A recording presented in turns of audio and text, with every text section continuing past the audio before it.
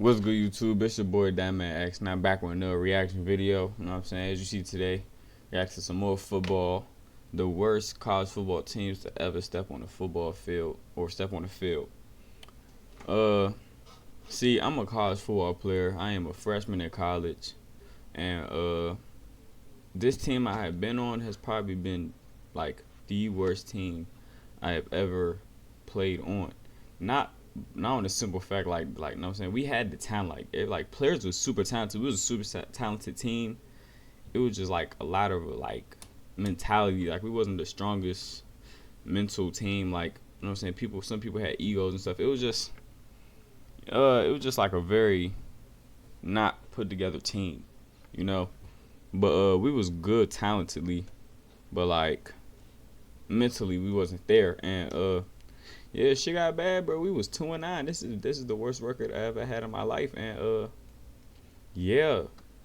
And it was like, nigga, it was so damn bad, bro. Like our defense, I'm a defensive player, nigga. We allowed 600 yards in the game, bro. 600 passing yards. That shit was bad. That shit was horrible, nigga. Like, and with me, I was probably only like 35. I allowed 35 of them 600 yards. So I played a part in it. I didn't allow a touchdown or nothing like that. I ain't allowed to no points. Them niggas put up 70 points, by the way, that game. I wasn't a part of, like, you know what I'm saying, Dad had no points, but I added 35 yards to that game. So, you know what I'm saying? You know what I'm saying? We played a part as a team. As a team, we lose as a team, but shit was getting bad, nigga. I remember, nigga, I'm on the sideline, bro. When I get off my special team shit, I'm doing good, nigga. I'm tackling this shit. All I see is I'm like, damn, the nigga was the nigga set a school record. He set a school record with most passing yards and most passing touchdowns in the game. We could have got that nigga drafted off that game, bro. That shit was crazy, man. Yeah, that shit was crazy, yeah. But we gonna get better though, hopefully. But yeah, and we're gonna react to the worst college football teams in college that ever step on the field and stuff. Like, comment, subscribe. Roll to 100 subscribers. Let's get it. Stories have often been told about the greatest college football teams of all time. We're talking about the dynamic 2019 LSU offense, the 2022 stifling Alabama team, 1995 Nebraska, or notably the 2001 Miami team, who was so strong that they would have gone 8-4 in their schedule without scoring a single offensive touchdown. But very few people talk about opposite. Oh, what the fuck did he just say? Miami was that good. Team who was so strong, 5 Nebraska, or notably the 2001 Miami team, who was so strong that they would have gone 8-4 in their schedule without scoring a single offensive touchdown. What the hell? But very few people talk about the opposite end of the spectrum, the all-time lows. So today, I'm going to take you on a journey through the 3 worst college football teams to ever grace a field. Damn, UMass? Now, there will be an asterisk, and while this list may feel like it has some recency bias, my true belief is that the wider schools can recruit from in the recent years, the introduction of NIL, and the money disparity between my guy Najee, man, he no longer a Steeler, has exacerbated the discrepancy from the best and the worst. And ESPN's Power Ranking Index, which includes a number to describe how bad teams are, set that punishment. All right, my nigga, I'm trying to watch vids and stuff, man, and then you doing stuff like this. Fuck out of here. We'll back that up as the worst teams have slowly and surely been trending to new depths. So without let's look at goddamn number 3 on this list. Hold up, are these niggas they all can't be in the same conference? We'll back that up as the worst teams have Temple. It's 4-8, it's not that bad. But shit, I went 2-9, nigga. Shit. Slowly and surely been trending to new. Shit. Damn. Hey man, it be like that sometimes, bro. So Tulane was bad? I thought Tulane was good. 2021 UMass. Now, UMass is a great cautionary tale of when not to make the jump from FCS to FBS. In the late 2000s, they were a perfectly fine FCS school, not dominant by any stretch, but they'd win some games here and there. But they didn't have the infrastructure, money, or desire from the athletic director to make them an FBS school. Now, did that stop them from doing it? absolutely not, as in 2012 they joined the FBS ranks and have enjoyed 13 years. Holy shit. They never had a damn, bro. Hey, hopefully, like they NCAA, so like they should probably get some kids, right? Right? Okay, that's understandable, but like these 3 years, like yeah, bro, they was a new team, so like I could see this. But god damn, nigga, they average like 2 wins a season. No, they average like about 3. They average like 3 wins a season. Shit. In a row of losing seasons, with their best 2 years being 2017 and 2018, where they managed to go 4-8 in back-to-back seasons. But they also hold another special record, which is their 2021 season under head coach Walt Bell. They would transcend not to just be the worst team in college football that year, right, but one of the worst teams of all time. They all opened time? up their season with a 51-7 loss to Pitt. Now, this Pitt team would go on to be pretty good, so maybe we'll let that one slide. But the following week, they'd get blown out by Boston College 45-28. Eastern Michigan would come to them and match that score before they'd have to take on another top 25 team in Coastal Carolina, who would just shove them into the locker for 4 quarters with a final score of 53-3. Then Toledo beat them 45-7, and in the last stand by Massachusetts, they saw their one chance to win a game and took it, taking on UConn, where they had their win of the season, and that was even by 2 touchdowns. And while you may think, well, Isaac, if they beat another team, doesn't that then become the worst team of all time? No. And just hold on to that, because that was UMass's Super Bowl. The following week, they went to Florida State and took a 59-3 loss right to the Dome, just to hop on another plane to Liberty and take a 62-17 loss right in the face, which appeared to break them, as it. Hey man, fuck it. Look all these schools they going to though. Like, hey, they might have been catching a belt, but look at the schools they going to. All these good ass schools. That's an experience. In spectacular fashion, they were going to stoop to a new low, losing to Rhode Island, an FCS team, by 13 points. Then, in a redemption game against Maine, a second FCS team, they would lose by. What's his last name? Then, George. in a redemption game against Maine, a second. Giorgio Pop. Second FCS team, they would lose by 25 points. Yo, Maine. I ain't never heard of them. Wasn't even a good FCS team that year, finishing the season just 6-5, with their most dominant win of the entire year being over that FBS team of UMass. Stony Brook. Okay, my man's about to go up there. To lose to 2 FCS teams in one season. They ran things out with a 16-point loss to Army, a 17-point loss to New Mexico State, to finish off a beautiful 1-11 season. Now, before I get to the top 2, I do want to shout out one team that I thought would be in this video, and it actually inspired me making the list. Purdue? That was 2024 Purdue. I looked through their schedule and I saw their that's this year. 66-7 loss to Notre Dame, Wisconsin. What conference is Purdue in?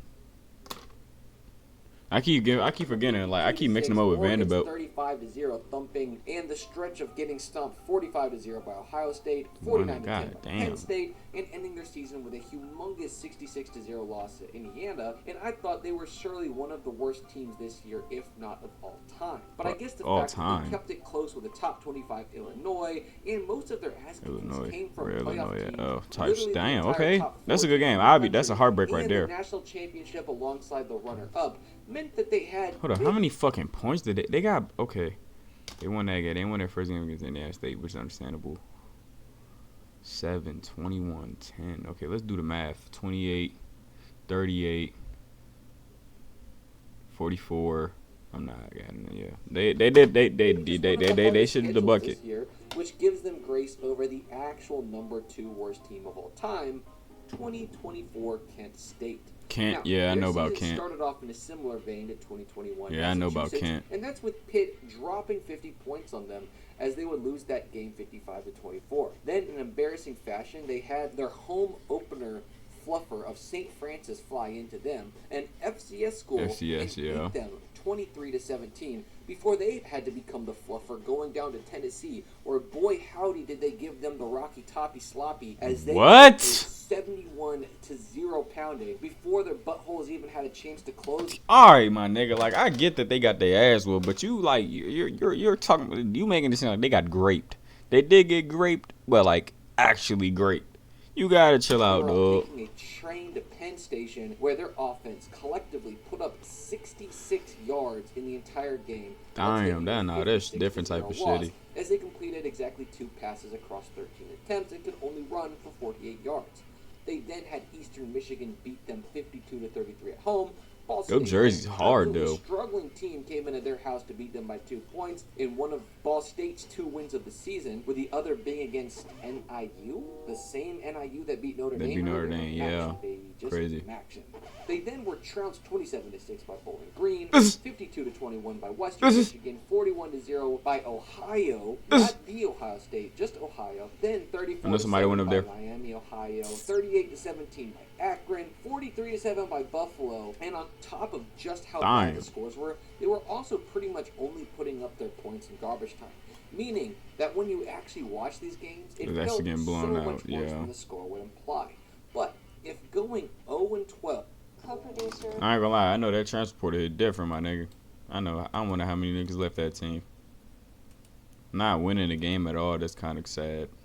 I feel bad for them. Losing to an FCS team at home and having back-to-back weeks where you lose 71-0 and 56-0 isn't enough to get you the title of the worst college football team ever. Yeah, then it doesn't. What will get you that title? And I'm glad you asked, but before I get to another one, I actually have another honorable mention, and that's 2020 UMass. You see, this is the second lowest graded team of all time, but with a massive asterisk of that it was a COVID year. They only played 4 games, yeah. It was probably riddled with opt-outs, sit-outs, and guys being held out for quarantine. But across those 4 games, these niggas they only scored 12 points. Holy shit. By Georgia Southern in a 41-0 brutality and a 45-0 thumping by Liberty. They then lost to Marshall 51-10, with their last loss coming in a 24-2 beating by powerhouse FAU.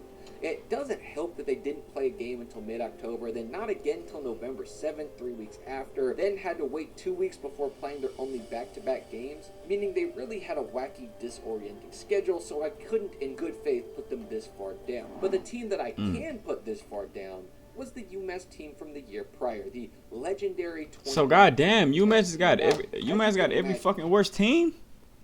This their third team. They had a bad record, but we'll start off with their Week 5 win against Akron, who went entirely defeated and would make you think that they should be the worst team this year. But when you looked at the fact that they tied with Akron for weakness of strength and schedule and just much worse almost all of UMass's losses were, it might be the worst team, my nigga. You had a free pick 6 and let the shit go down the drain. Schedule and just that's me. I'm taking that shit to the crib. All of UMass's losses were, it really sets them apart as being one of the worst teams of all time. Just with that tiny little asterisk that they probably beat the 4th worst team of all time. But for their losses, they went and lost by 27 points to Rutgers, 25 points to Southern Illinois, and FCS team, 35 points to Charlotte, 34 points to Coastal Carolina, 44 points to FIU, 28 points to La Tech, 21 to UConn, 32 to Liberty, 56 to Oregon, 39 to Northwestern, and to end it off, how about a nice 32-point loss to BYU? So not only did they average losing a little over 36 points per game, but they also allowed opposing offenses to score over 40 points every single game, save the one game that they actually won, and went on an impressive stretch of 7 I just realized that's overly shitty. Points and had you know, they remind me of, for the niggas that's a PG County, look up High Point. Them niggas just like them, bro. A whopping 4 60-point games this season scored against them. High Point is Central. The piece of evidence is that this wasn't against good opponents. Yeah. In fact, their opponents collectively went 57 for 65, with some of their most embarrassing losses coming against Rutgers, who was a 2-10 team, and getting blown out at home against a not even particularly good SIU team, which was once again an FCS team, and of course, losing by 56 points to Army, who had finished with this losing record this season, which is why they were able to nudge out Akron for the worst college team of all time and this year, despite beating them, because at least Akron had some relatively close games and didn't let a single team score more than 60 points on them. But it also locks in potentially the worst head coaching tenure of all time, as the 3 years for Walt Bell with his time at UMass. Holy shit. Nigga, this nigga went 2-26, my nigga. God damn. The worst seasons of all time, and started off the 3rd one before getting canned mid-season in 2021. It's Roberson on the handoff, and they kept. Damn, bro. Okay, this make me not feel so bad about my shit. Know what I'm saying? This make me not feel so bad about the team I was on, even though we did go 2-9. It wasn't this bad, my nigga. You know, or was it? We did get blown out every game, damn near. Nah, I can't say shit. I ain't gonna lie, but like, comment, subscribe, do all that good stuff. I'm gonna catch you in the next vid.